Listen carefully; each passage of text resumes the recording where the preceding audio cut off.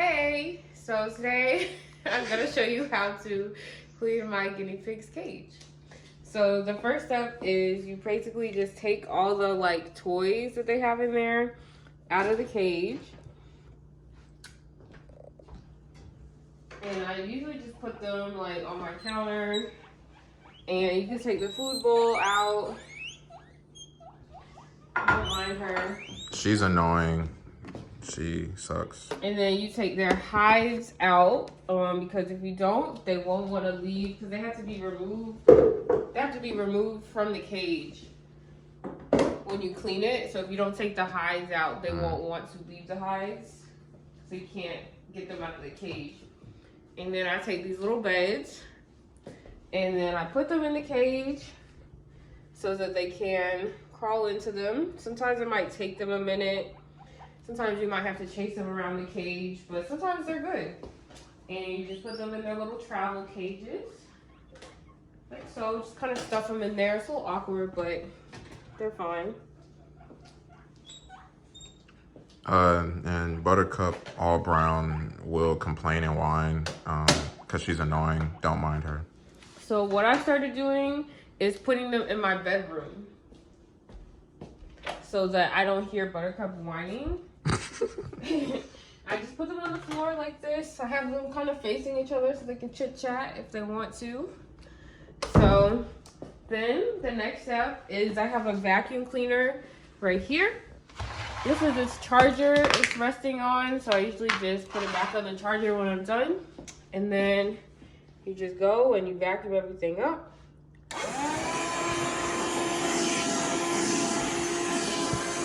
All the little poop.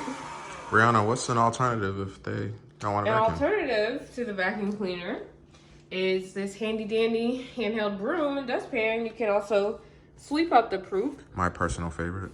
But that takes more time for no reason. Maybe. So I tend to use the vacuum cleaner, but they both can get the area clean. So it's really whatever preference. So just get these little poop pellets here.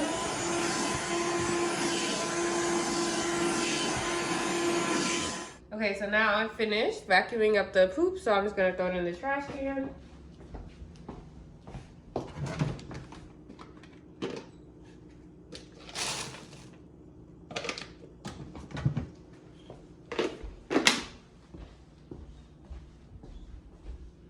Now I'm just gonna put it back on the charger. So informative. And then the next step is, if you can show, there's sometimes little pee spots on the fleece. So what I like to do is I'll just take paper towel, pull it into strips, and then I take a cup of water and I dab the paper towel strips in the water. And then I dab it on the pee spots just to kind of, you know, clean it up a little bit.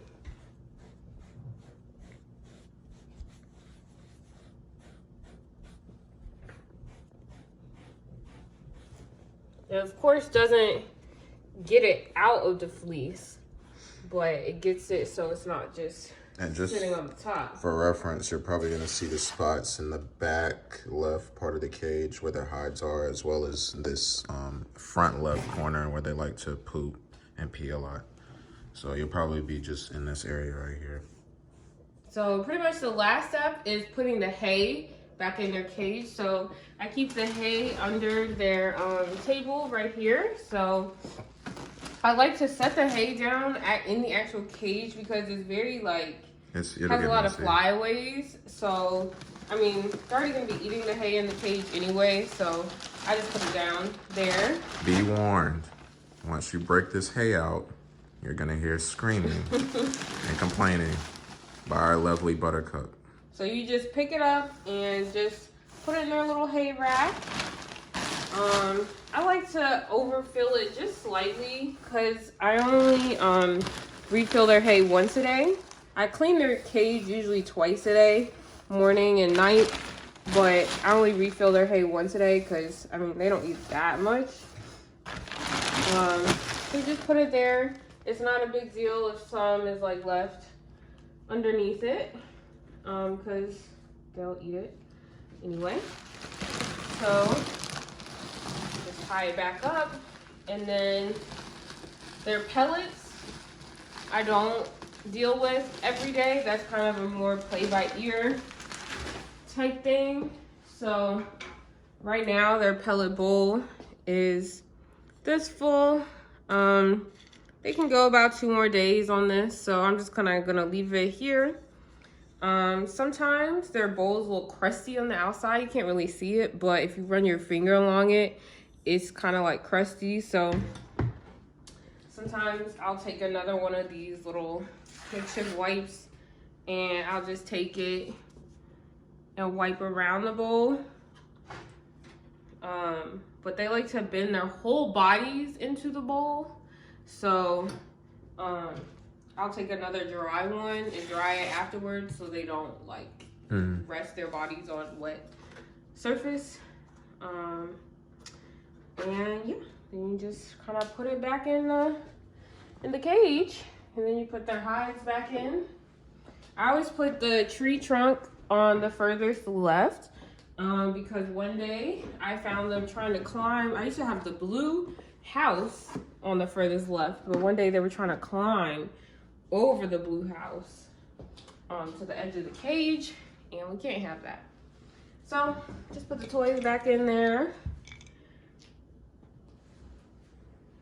This used to be a ball, but they have eaten all of it. So then just go get them.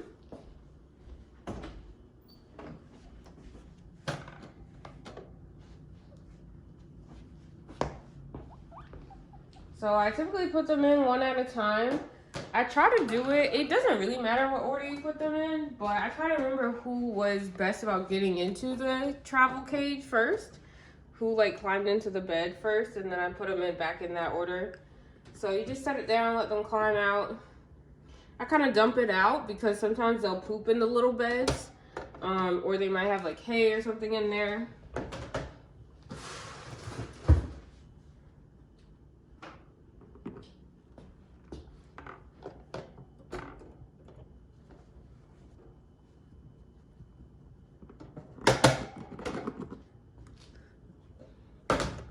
They are active like this because they are hungry.